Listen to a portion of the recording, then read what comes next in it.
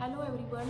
नुकतीच मी बातमी वाचली की आपल्या विदर्भामध्ये उष्णतेची लाट आली आहे. म्हणजे उष्णतेची लाट आली म्हणजे आता उष्माघाताचा धोका हा 100% जाणवणार. मग आज मी तुम्हाला या व्हिडिओमध्ये सांगणार आहे की उष्माघाताचा धोका हा कोणाला होऊ शकतो आणि यापासून तुम्ही स्वतःचा बचाव कसे करू शकता. आता हा उष्माघात कोणाला होऊ शकतो?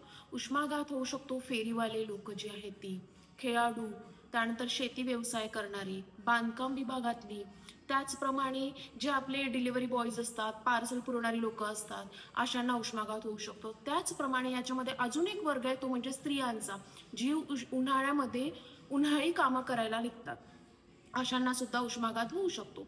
मग आता उष्माघाताची लक्षणे म्हणजे काय दिसतील तुम्हाला? तर तुमच्या शरीर तुम्हाला उष्ण जाणवेल, तुम्हाला गरगरल्यासारखं होईल, मळमळल्यासारखं होईल, थकवा जाणवेल, तुमचं डोकं दुखेल, या सगळ्या गोष्टी तुम्हाला उष्माघातामध्ये दिसून येतील. मग अशा वेळेस तुम्ही काय करायला पाहिजे किंवा ह्याच्यापासून तुम्ही स्वतःचा बचाव कसे करणार?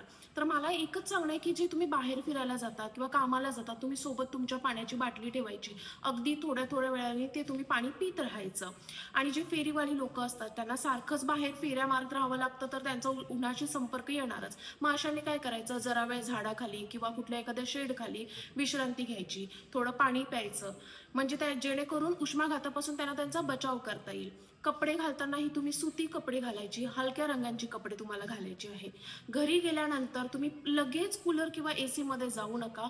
पहिले तुमच्या शरीराचं तापमान तुम्ही नॉर्मल करा. तुम्ही फॅन खाली बसा. 15 ते 20 मिनिटानंतर तुम्ही थंडगार पाण्याने अंघोळ तुम्हाला करायची आहे, जेणेकरून तुमच्या शरीराचं तापमान तुम्हाला आणि माझं स्त्रियांना विशेष विनंती आहे की जी कोणी उन्हाळी कामं करणार आहेत त्यांनी प्लीज कृपा करून सकाळी कोवळ्या उन्हामध्ये तुम्ही कामं तुमची उरकायची आहेत.